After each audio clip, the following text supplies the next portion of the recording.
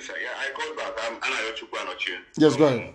One the local government, the one that is calling from Romania. Go ahead. Yes, I gave the code, but I didn't. The phone cut off. I don't know what happened. I thought it was from the network. I didn't give the deactivation code. There is the deactivation code. What is the deactivation code? Yes, sir. The deactivation code is hash 002 hash. I repeat, hash. If you want to confirm it, you confirm it with star, like you said to them, star hash 61 hash. So now, if you found out that it doesn't matter, you have to deactivate it. If you found out that it is or is not, put to deactivate it. Put to be very sure. Put hash 002 hash. This is how you deactivate it, and this goes to everybody, no matter where you are. Mostly diaspora, Nigeria, where you are, is very good. It's very important. You deactivate it, and then nobody listens. And you should be doing this at least every two weeks. At least every two weeks. Thank you very much. I want to say something else. Go ahead. Can I please? Very briefly. Others are waiting. Very briefly. Go ahead. Yes, sir. Immediately. I want to say to all the celebrities, please. Every celebrity that are doing work, we appreciate what you're doing. Nobody is trying to take your glory. We are fighting for one cause. Now, peaceful. Tell your fans, your supporters, you people gather them, you people will keep protesting. Peaceful protest. Peaceful protest. I want to give credit to Mr. Sean Kuti. He's doing a great job. He's not standing down. He's like his father. He is like his father.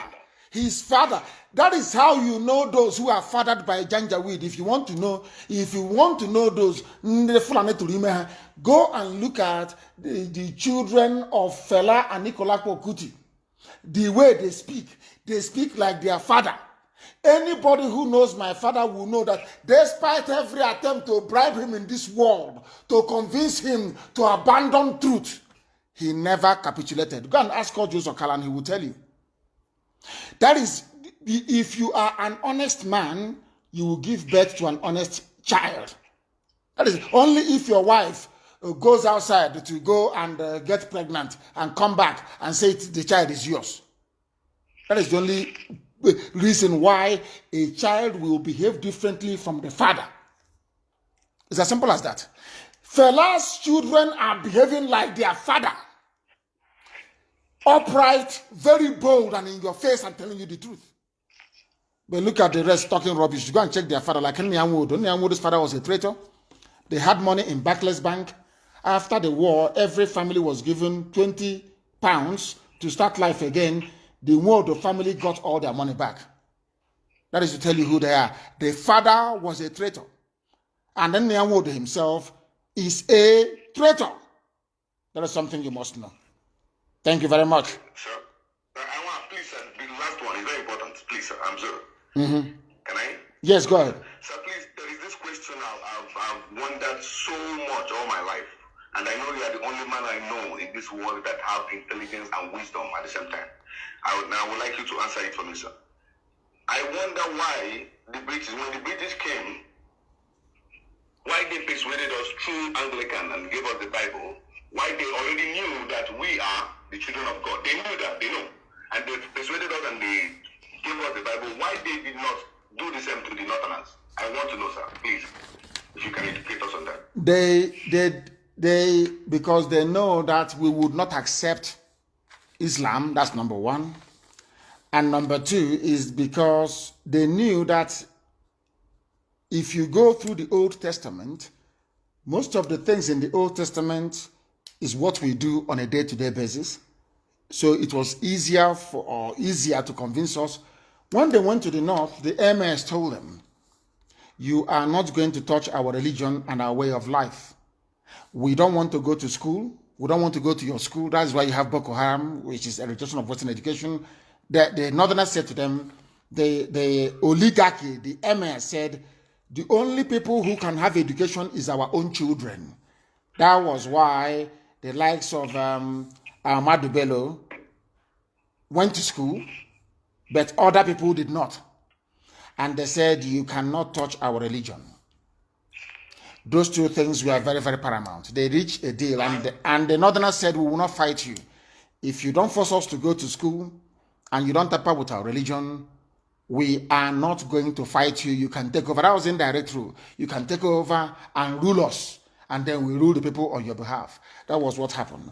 And let me tell people something. I'm coming. Hold on a second. Let me tell people what they do not understand.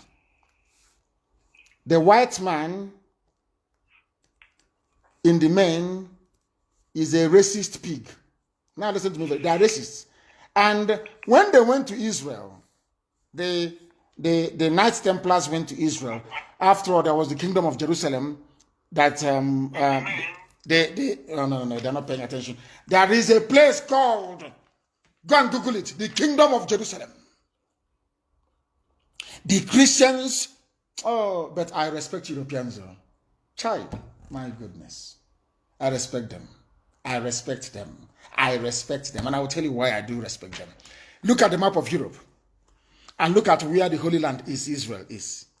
Do you know that when the news of the work that Jesus Christ is doing got into Europe, when Emperor Constantine became converted into Christianity, Europeans were in their homes. Do you see why God blessed them? Even if they're not worshiping God the right way, I want to let you understand why they are blessed by God. They had this very gospel that Yeshua was preaching. They are in Europe. And at a time, they also heard that Muslims had taken over Jerusalem. Do you know what they did? Oh, those people, the Europeans. I know I'm not going to give you their secret. I know it. And when Biafra comes, you see what shall become of Biafra. Do you know what they organized their armies? Volunteers. They asked for, they said that the house of God has been taken over by Muslims. They rallied all over Europe. All noble men, even kings, brought out their children to go to liberate Jerusalem. They know that Israel was surrounded by Muslims everywhere, from Lebanon all the way to Egypt. Israel is somewhere in the middle, not minding that all these brave, noble men, young men, some of them took their wives with them. They embarked on a march to liberate Jerusalem. And as soon as they did it, God blessed Europe in such a way that it is astonishing. That is why they lead the whole world in everything. Every other person, even China, the technology that China has today, they copy from the West. They copy from Europe and from USA, from Canada. That was why God blessed them. And I want you to understand this. When they heard that the house of God has been taken over by Muslims, they said it can never happen. They organized themselves, and let me shock you, they did not use the ship. They trekked. They used their legs, those that came from Scotland, those that came from England. They converged in France and decided to make that, led by a French royal noble family, not royal, noble family of France, from where King Bedouin came from. Go and watch the movie Kingdom of Heaven. It is a bit distorted. It's not true, but it's a bit true. Just go and watch it. You know what they did, these people? They used their legs. They walked all the way. They trekked across Europe all the way from France to Turkey. They fought in Turkey. They were killed. Oh, those people are brave. Europeans are brave. I'm telling you. They fought in Turkey. Tried to liberate Constantinople. That was under siege. They fought and they fought and they fought the sultans. They fought them until they reached a truce. Despite the fact that many of them were killed, more reinforcements were coming. If you ask them where they are going, they say they are going to liberate Jerusalem, the city of God. And they are not Jews. They are not Israelites. These are ordinary Caucasian Europeans. Most of them are uncircumcised. But they received the gospel of Yeshua. Because St. Paul said to them, you don't have to be circumcised to be accepted as a child of God through the grace of Jesus Christ. That was where Apostle Paul messed up completely. He messed up totally. Whereas God said it is compulsory for you to be my child, you must be circumcised. Paul said no. By the grace, you don't need circumcision to be a good person. By the grace of Jesus Christ, you can be accepted into the body of Christ, not of God. And then through Christ, you can now come to God. But the traditionalists, like some of us, are saying, no, you must be circumcised. That is an order from God. On the 8th day, you must circumcise your child. Even if you don't do it on the 8th day, if you want to come close to God, you must be circumcised. Apostle Paul said something different. So the Europeans bought into what Apostle Paul said. So most of them that went were not circumcised even. But they still had God in their heart. They said, Apostle Paul said to them, you are circumcised in the heart. You don't need physical manifestation of your circumcision to be a child of God. And they set out to go to Jerusalem. And they were fighting wars. You know the funniest thing? As they die, as they are going, as we are dying today, as we are protesting, as they die, as they are going, many more people are joining them. Many more are joining them. They fought all the way from Turkey, Anatolia. They fought all the way from Anatolia. They fought through Lebanon. They fought through parts of Syria. These are Europeans, so some from Scotland, some from England, some from Wales, some from Ireland. Noble children of noble men and women.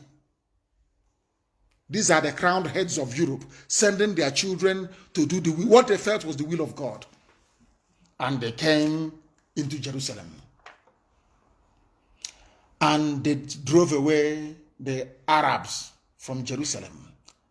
And they started the kingdom of Jerusalem under a French noble family that now became the king of Jerusalem, Bedouin. Go and read it up. And they held Jerusalem for over 100 years until the armies of Salahuddin, who is a Muslim, but he is from Kurdistan. Salahuddin is from Kurdistan, the Kurdish part of Iraq, the most celebrated Muslim Islamic general of all time. The most celebrated. But he was a noble man. No, he was a pious man, a noble man. He was also a very kind man as well. He defeated the armies of Guy de Lusignan, who took over the kingdom of Jerusalem as the king by marrying the sister of King Bedouin. I think the second or the third, Isabella. He was a drunkard. He desecrated the house of God and broke the agreement between King Baldwin and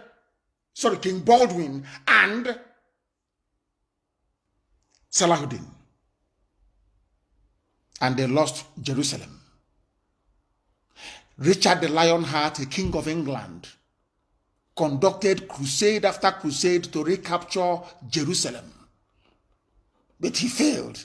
They only managed to take Acre, a place called, that's how you get an acre of land.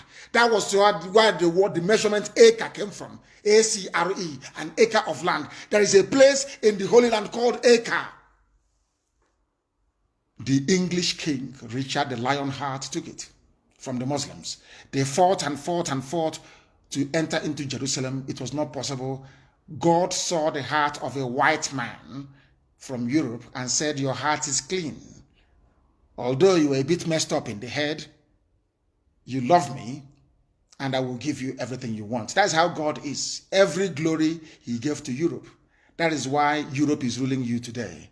That is why there is a white woman in Abuja called Katrina Lang, who is ruling 200 million black people. It's the grace of God upon white people over black people, because they risked and sacrificed their sons in order to reclaim Jerusalem for the glory of God and drive away Muslims. And now let me tell you something that happened as well. Because Salahuddin marched an Islamic army into the Holy Land of God. Now listen very carefully. Because he marched an Islamic army into the house of God, they went to the Temple of Solomon, rebuilt by King Herod. That is why today Kurdistan can never be a country forever and ever. They are divided into Turkey, into Syria, into Iraq, and also Iran. Together they are a very big nation, but divided they are nothing and they're very weak. That was the curse that God placed upon Salahuddin, forever taking over Jerusalem. Now you understand. Let us go to the line. The same way that God cursed Ogoniland because of Kenserwiwa for bringing division amongst his people. That is how God is. That is how Elohim works.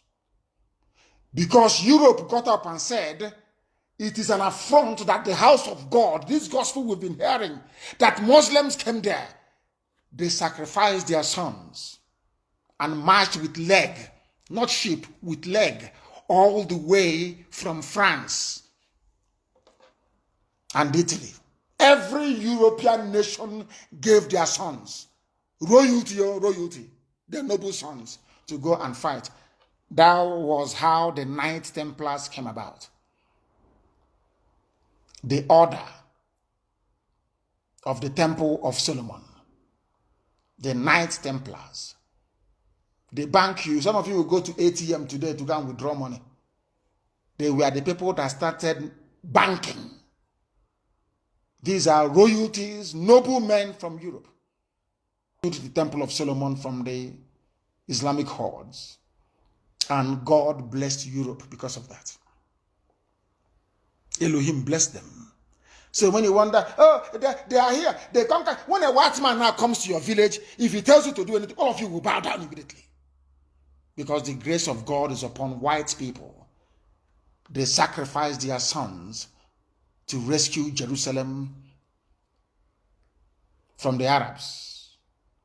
Now you understand, don't you? So in case you're wondering, why, you know that God looks into the hearts of men. The way Europe, you know, if you go to Europe, ask anybody living in Europe, every mile is a church or a cathedral. And when you see the building, you marvel. Come to Africa. People now worship God inside the poultry. They drive the chicken to one side. They bring up a table and they build a pulpit and they're talking rubbish. Is there any magnificent church that you have in Africa apart from the one built in Ivory Coast by Hofert Burney? Only one church stands out in all of Africa. A replica of St. Paul's Basilica in the capital of Côte d'Ivoire. Am I lying? If you come to your village, you see somebody going to a bacha with zinc, and they say they're praising God. They say that God said he doesn't dwell in buildings, talking rubbish. Go to Europe that is blessed by God. When you go to Notre Dame, you open your mouth and you'll be blown away. You go to St. Paul's Cathedral, the same thing. You go to New York, what is that Roman Catholic African, they're talking rubbish, every idiot. They go to where if you run out of money, you drive away your goat and use the house of the goat. You say it is a house of God. Jesus is deliverance ministry. And I think God will love you. You're a hypocrite. You're a criminal. When you go to Europe that used to love God, you see the houses they built to God, then you will know that they were genuine in their hearts. Because they said cleanliness is next to godliness. They made sure that the houses they built to God was pristine, very clean and neat. These are the things you need to know. And we have come to the end of our program this very morning. Fridays is our question and answer sessions, please. And then you should be able to call and we should take your calls and answer your questions as well, but not stupid ones like give us guns, give us this. In a revolution, nobody gives you a gun. You make your own guns because the revolution. If they see you with automatic weapons imported from abroad, they say you planned an insurgency. It is no longer spontaneous. The world only understands spontaneous uprising. They do not understand planned insurgency. Go through your history, please. I thank you all very much for listening this morning. I know we didn't take much of your calls, but what I can say to you is that On Friday, we are going to be live once again.